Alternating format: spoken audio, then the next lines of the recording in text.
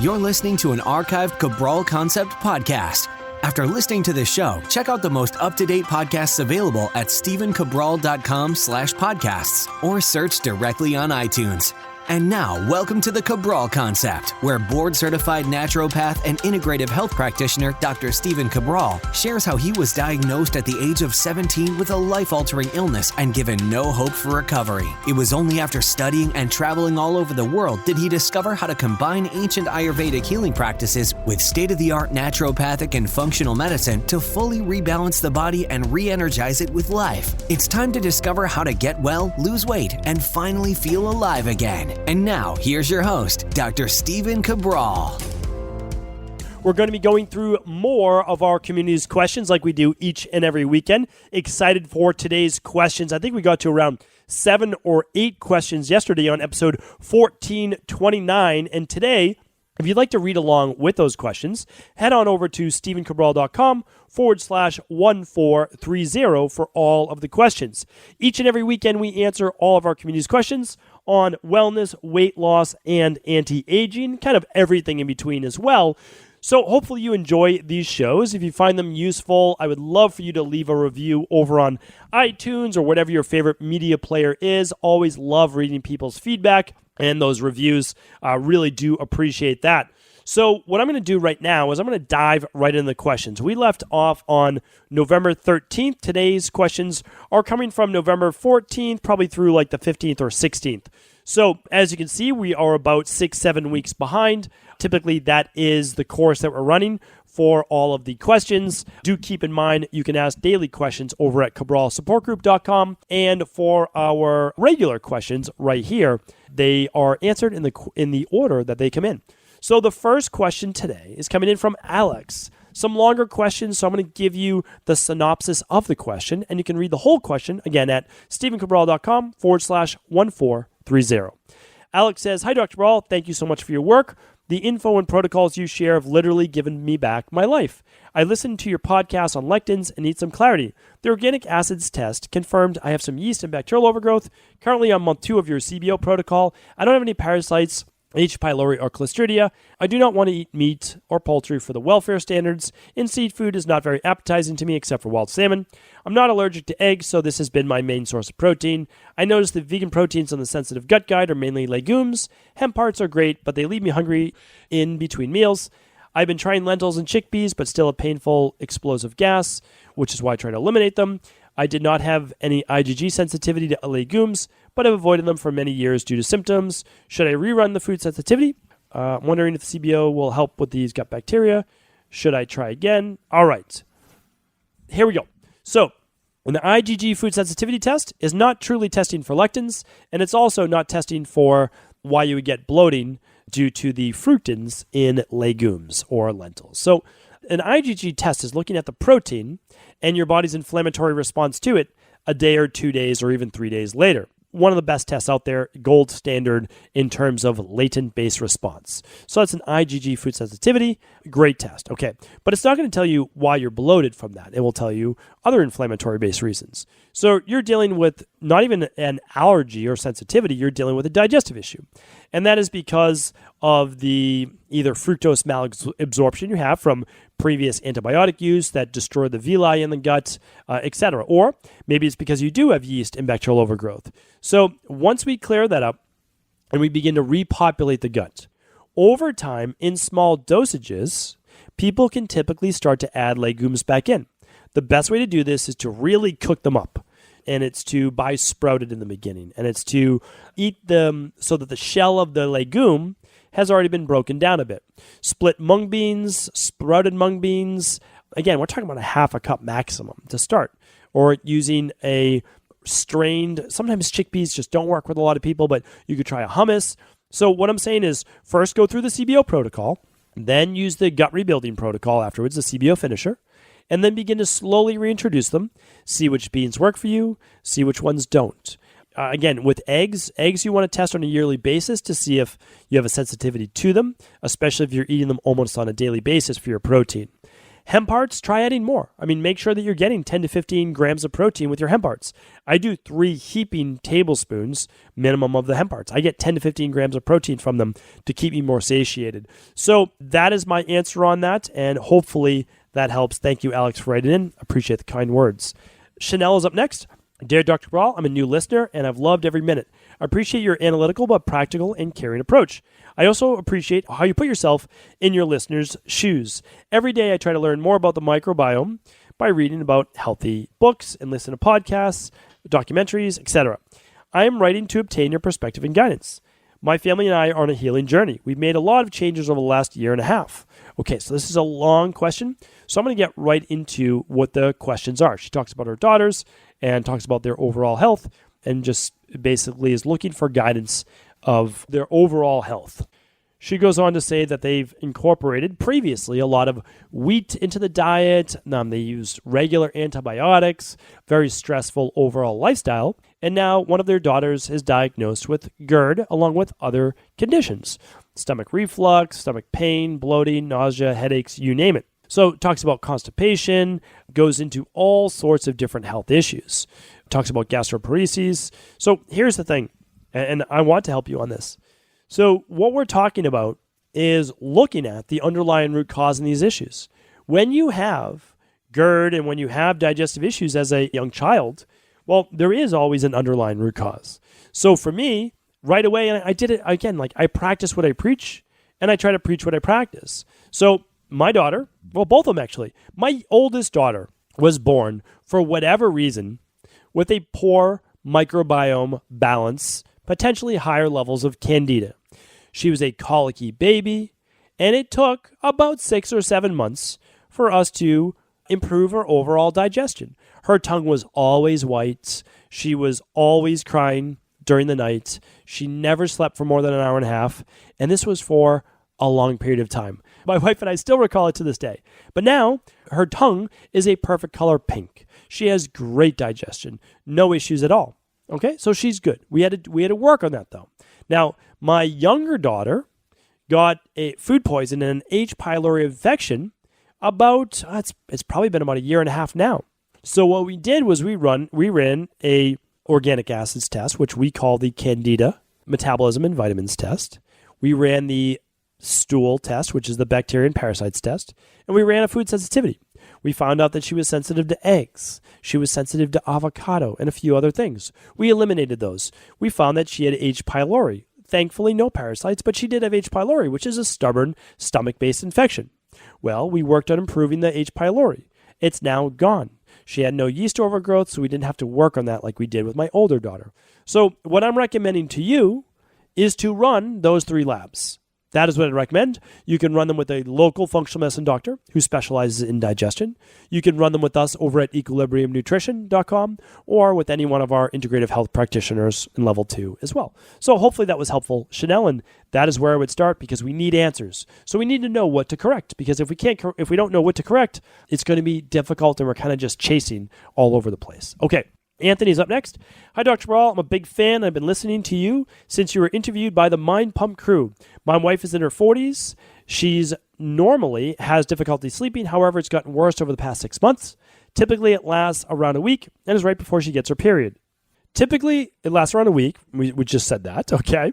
We both believe it's hormonal and common, but not normal. I searched previous podcasts and didn't find anything. Hoping you can shed some light on some possible etiologies and point us in the right direction. Keep up the great work, and thank you for all the knowledge you share. Happy holidays, Anthony. Anthony, happy holidays. Thank you. I know this came in mid-November. I would love to be able to read these like the same day, but time does not permit. So here's what I can do for you. Best thing to run for you is something called the stress, mood, and metabolism test. That is the former thyroid adrenal hormone. So on that test, what you're going to look for, and you want your wife to run this at the exact time of symptoms. Typically, most women are going to feel symptoms like this days 19 through 23, okay? So we typically recommend days 19, 20, 21 of what's called the luteal phase of a female cycle. That's the last 14 days, for the most part, of a woman's menstrual cycle. But we want to do it when she's having the most symptoms. That makes sense, right? So we want to see what's off in the body while your wife is experiencing these symptoms. So I mean, just to let the cat out of the bag, you probably already know this, but because you've been listening to the podcast, it's most likely estrogen dominance. But I would like to know why it's estrogen dominance. So are we looking at higher levels of cortisol? I'd love to know that. Just lower levels of progesterone? I'd love to know that. Or is it higher levels of estrogen? Again, we wanted to see all of these things. And then I also want to see, is this coupled with low vitamin D, especially during the winter, if you live in a northern-based climate where you can't get a tan? And also, is there low thyroid? So there's so many factors that go in. I shouldn't say that. There's not so many factors. There's about 6. There's not a lot. But I'd love to be able to target it. And so what happens is when you run a lab through equilibriumnutrition.com, I review it with my health coaches. We go over the best plan for you, and we customize that protocol. So again, you can run this with any doctor you want that specializes in this and hormones, or you can run it with one of our integrative health practitioners, and that's great too. If you want me to oversee it, as well as our medical director, we can do that too. I'm here to help you. I'm here to help people. Whatever the best course of action is for you, do that. All I want you to do is write back in our support group, to Ask Cabral, by email, whatever it is, and just say, listen, I did this, I figured it out, it worked. That's all I want to hear. That's why I still do this, really. Like at the end of the day, that is why I do this podcast. That is why I try to give more information away, for free on a daily basis. The truth is that a lot of people charge for with PDFs and ebooks and all of those things. I just want people, though, to take the information and then take action on it. That's it. I just want you to take that action. And that's why my Motivation and Mindset Mondays are all about how do you need to look at your life situation? How do you need to frame it in order for you to take that next step? Because I know by running the lab or completing the protocol, you're going to be able to figure it out because you're going to find out what the underlying root cause is. So that's what we look for, not a disease diagnosis, and we're not looking for a treatment of a disease. We're looking at an underlying imbalance. Too little zinc, too much copper, too little magnesium, too much calcium, too much sodium, too little potassium, right? Like we're always looking at how do we rebalance the body? That's it. And so that's what we do. So obviously the big 5 labs are the absolute best thing to do. I recommend, if possible, run them every single year. January is a great time to run your big 5. Every single year. I practice what I preach. January 27th, I have done my blood work, and I do my big 5 every single March, and then I'm typically doing a lot of the follow-ups in September. If anything's off, I run my own protocols, and then I run the lab again in about 12 weeks. Now, what would be off from someone, let's say like myself, who's been working on this for a while? Well, I might run a vitamin or mineral, and I might say, oh, this is a little lower than it should be, or this is a little bit higher than it should be, and I'll just tweak accordingly, and then I rerun that.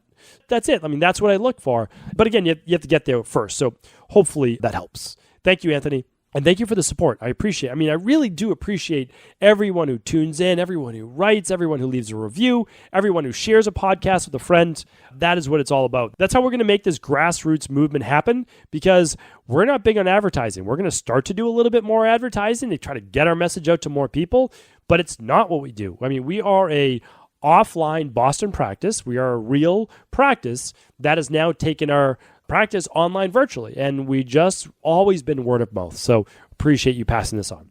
All right, Rose just wrote in, does too much sugar in older man's diet affect his prostate levels? Answer to that, Rose, is absolutely. And because inflammation can be caused by elevated levels of blood sugar. And so that blood sugar could be an issue with the prostate. Also, in a roundabout kind of way, too much processed food, too much sugar can also deplete the body of magnesium and zinc. The prostate needs zinc for sure to displace things like copper or cadmium or other heavy metals. And we need magnesium also for, smooth blood flow and dilation. So absolutely, it can affect men's prostate levels for sure. Check out the product called Advanced Prostate Support at Equilibrium Nutrition. It does help with prostate-based balancing. However, you never should just take a supplement without also working on nutrition, working on the whole de-stress protocol. All right? Anonymous is up next. It's a longer question. So again, with longer questions, just head on over to that day's podcast. Today is episode 1430. This is from Anonymous. It says, Dr. Brawl, I'm writing to let you know that I would love to have you record a follow-up podcast for 1306, Mystery Illness Solved, Client Case Study. My story is similar to your complicated client in that I was diagnosed with a specific type of cancer in 2018. Myelofibrosis, for those people who want to know. So she starts to go into it. She also has a history of Hashimoto's, been on anti-inflammatory diet. TPOs went from 150 to 70 and was able to heal her reflux. Began working with a functional medicine practitioner. Also found that higher levels of mold, mercury, gut issues, and parasites. For the next few years, worked on fixing those. Been trying some dry brushing and juicing and sauna. Was trained as a conventional physician's assistant. Can never practice the same way again based on what she has learned or he has learned. Never felt better in the last 20 years. The problem is that my myelofibrosis continues to progress. And we're at a point where my oncologist is suggesting that I need to go get started on low-dose chemotherapy. So I would love to hear what you found with your client and how you approached it and your results. I'm so thankful for finding you and your wonderful community. Your positive demeanor and messages inspires me in my journey. Thank you for all you do. Okay, Anonymous, thank you for writing in. And I'm actually about to do a follow-up on that, but it won't be for about 2 months. And the reason is, this person was not able to commit to a specific protocol until about 8 weeks ago. So they're going to have their first set of blood labs run for platelets, as well as their complete blood count, their homocysteine, their CRP, full cholesterol panel, lipid panel. Those are things that we need to rebalance. So they're going to have their first follow-up on that. I actually think it's January 6th. And then on my protocol, we still have another 6 weeks after that. So then we'll do their final blood work on, let's say it's the second or third week of February. So we'll have full results for you then. We are on a very aggressive protocol, as you should be for something that's cancer-based. But again, keep in mind, I'm not treating cancer. I just want you to know that. I don't claim to cure cancer, and I certainly am not in a position where I can diagnose disease. So I just want everyone to know that. We do not do that as natural health practitioners. That's for medical doctors only. What I do is I act as a health detective. I go directly after every possibility that could be causing this issue, everything possible. And then if it ultimately just ends up being something that is seemingly not within our control, then we will use a combination of conventional medicine and natural medicine. But I personally am not an advocate of using conventional medicine when natural medicine can be used. However, there will be times in life, for many particular reasons, that the body is not responding to natural-based modalities. And if it's a life-saving procedure, it may need to be done. And sometimes, though, the body just takes a little longer to respond. So remember, it takes 4 months just for your red blood cells to turn over. 4 months. That's why the person that I'm working with, I said, I need 4 months. That's the minimum. How do I know that they won't be better in a year when they get 3 turnovers from their red blood cells? I don't know. But sometimes you also work with them with their comfort level. And they may not be willing to wait a year, nor should they. If the person's deteriorating rapidly, that you might need to intervene faster. So I wish I could give you a steadfast answer. I always tell people, here's what I can do for you. I'm going to do everything within my power, everything within my knowledge, and I will research for you. I will try to figure this out to the best of my ability. And we will work on this together. You'll give 100%, I will give 100%. At the end of the day, we can say, listen, we both tried. We both did everything we could. And if it still didn't work and we need to do X, Y, and Z, well, then we'll look at that still through the eye of a holistic practitioner, and we'll use a little bit of conventional medicine if needed, along with continuing to try to help the body get well. And that doesn't mean that we won't try to wean off whatever the conventional medicine approach is in a year or 18 months from now. We absolutely may be able to. And I've had people come to me with suicidal tendencies, and they said, what do you think I should do? And I said, do you think that you should be on an antidepressant? And whatever other medications need, they said, yes, I do. And I said, good, then I believe that you should. Well, here's what we're going to do. We're going to work on things while you're on that antidepressant, and we are going to hopefully allow you to wean off with your medical doctor in, let's say, 6 months' time. And that's happened to me many times in my practice. I can't even tell you the number of people that we've helped in all of these different situations. So again, I'm here to help support you, and so is my health coaching team. We're not here to diagnose or treat or cure disease, but what we do is we basically change over the soil. If you want better plants, you need to change the soil. We figure out what's wrong with the soil.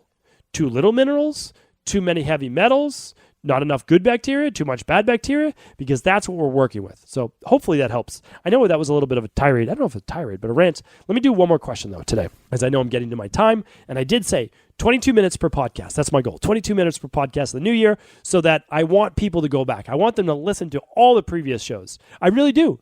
Because if you listen to all of the previous Cabral concepts, you will have a functional medicine education. Will you have gone to school? No. But you will have learned so much about what I wish I knew when I was 17 years old, being shuffled from doctor to doctor, specialist to specialist, telling me that there's no other way to do this, there's no cure, there's essentially no hope. That's it.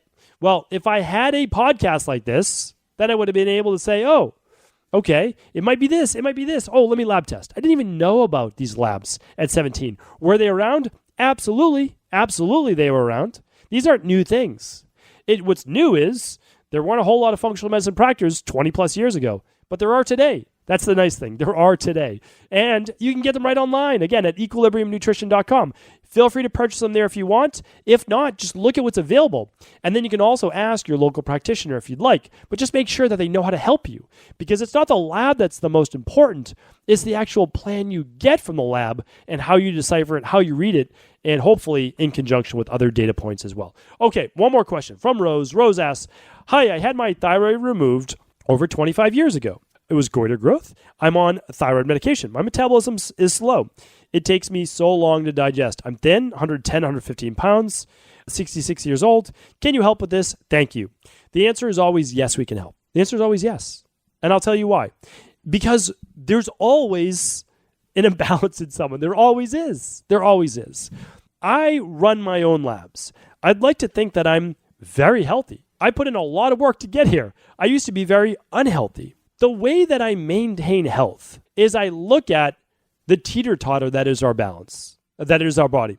It's called dynamic equilibrium. I've explained this before, but it's such an important concept, and it's where the company name Equilibrium Nutrition came from. Dynamic equilibrium was used by traditional naturopaths. What it talked about is the body's always in flux. If you're more stressed, you start to use more B vitamins. You start to use more magnesium. You start to use more glutamine, more zinc. In times of less stress, you don't need as much. You have to ask yourself, am I in a time of higher stress? Did I just go through a time of higher stress? Did I deplete a lot of those vital minerals? Do I have enough B12? Am I feeling a little bit weaker? Is that because of iron? Or is it because of vitamin C? Or is it because of a lack of calcium, magnesium? Or is it because of a lack of zinc? Or is it because of a lack of folate or methylcobalamin? I don't know, but I can tell you for sure a lab test does. So we run something called the starter kit. The starter kit, if you can't do the big five, you run the starter kit. The starter kit is the Candida metabolism and vitamins test. And it's also the hair tissue mineral analysis called the minerals and metals test. Okay? That will tell you all your minerals, all your metals, your digestion. It's a great thing to do. One more thing, Rose, for you though, is we absolutely do need to run the stress mood metabolism test, which is also called the thyroid adrenal hormone. These can all be done at home. The reason we need to run those, we need to see what your thyroid doing right now. Even on medication, good. You're taking medication, no problem. Okay, you had your thyroid removed, but are you on the right dosage? That's the bottom line. Are you on the right dosage?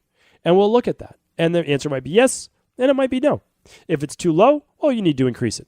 And if it's too high, causing you to be thin as you are right now and having you suffer from poor digestion, you may actually need to reduce that dosage.